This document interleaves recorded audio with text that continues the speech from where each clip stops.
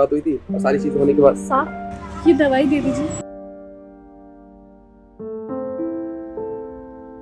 ये लो। कितना हुआ? 150।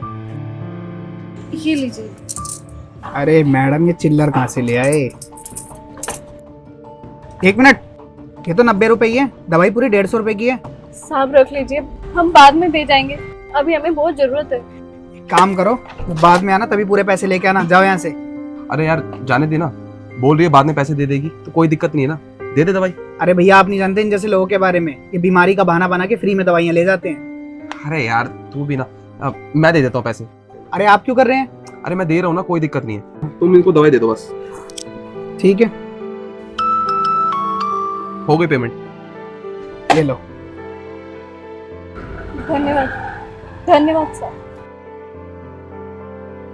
ठीक है मैं भी चलता हूँ। साहब मैं काम। अरे साहब आप यहाँ? एक्चुअली ये तो मेरा घर है, अब आप यहाँ कैसे? वो साहब किसी ने पता दिया था, कहा था यहाँ पे काम के लिए कोई चाहिए, इसलिए हम काम पता करने के लिए आए थे। अच्छा अच्छा, तो आपको काम की जरूरत है? हाँ साहब एक मिनट। ये साहब उस दिन हम आपको ठीक से धन्यवाद भी नहीं कर पाए। ये आपके जो उस दिन आपने हमें दवाई लेने में मदद की थी, वो पैसे हैं, रख लीजिए। अरे नहीं नहीं, इन पैसों की कोई जरूरत नहीं है, अब मुझे नहीं चाहिए पैसे, आप अपने पास ही रख लीजिए। साहब ले लीजिए ना, हम उस दिन आपको धन्यवाद क्या कुछ भी नहीं बोल पाए, इतनी जल्दबाजी में थे। आज हम आपको पैसा लौटा रहे हैं, आपका एहसान हम कभी भूलेंगे नहीं, ऐसा मत समझिएगा कि हम आपका एहसान लौटा रहे हैं। बस ये जो आपने मदद की थी वो पैसा आपको वापस दे रहे हैं, उस दिन थे नहीं हमारे पास। देखिए आप मेरी बात समझ नहीं रही है, मैंने कोई एहसान नहीं किया आप पे, बल्कि आपके बहुत एहसान है मेरे पे। एहसान? साहब मैं कुछ समझी नहीं। मैं आपको समझाता हूँ। भैया श्री राम कॉलेज चलोगे? हाँ भैया बैठिए, 50 रुपए लगेंगे। अरे क्या हुआ भैया? भैया मेरा ना रास्ते में पर्स गिर गया है और आज ना मेरा एसएससी का एग्जाम है और मेरा ना 10 बजे पहुंचना बहुत ज्यादा जरूरी है। भैया मैं आपके क्या हाथ जोड़ता हूँ, प्लीज मुझे छोड़ देंगे क्या? क्या एसएससी का एग्जाम है? पहले क्यों नहीं बताया? आज तो मेरी बहन का भी एग्जाम है। ये देखिए मेरी बहन की फोटो।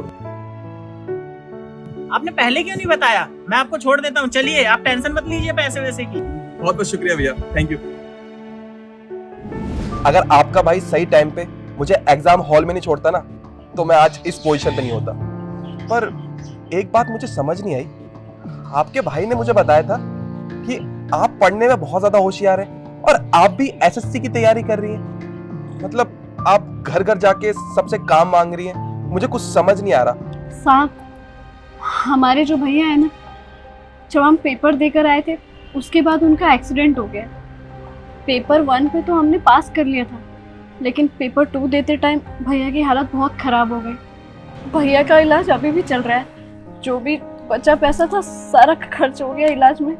अब घर घर जाकर इसलिए काम कर रहे हैं कि आगे उनका इलाज करा सके और घर चल पाए बस। देखिए आप परेशान मत होइए, और आपके साथ तो सच में बहुत ज्यादा बुरा हुआ है। अच्छा मुझे एक बात बताइए, आप आगे पढ़ाई करना चाहती हैं? साहब पढ़ने का किसको मन नहीं है, पढ़ना चाहते हैं लेकिन हालात ऐसे नहीं है, हम अब नहीं पढ़ पाएंगे। देखिए आपको पढ़ना है ना, और आपकी इच्छा है पढ़ने की, तो आपका ये सपना जरूर पूरा होगा और आपको ना एक एसएससी टॉपर पढ़ाएगा।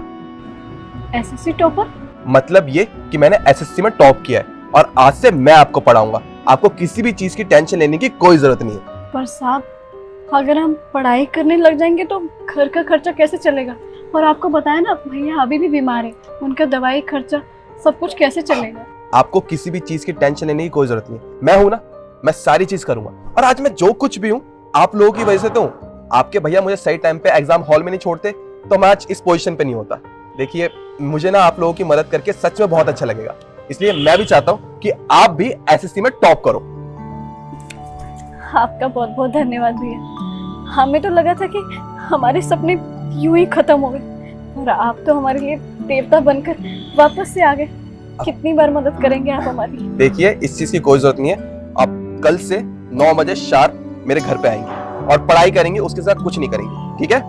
जी साहब, आपका बहुत बहुत धन्यवाद, आपके पहले ही बहुत एहसान है। चलते हैं।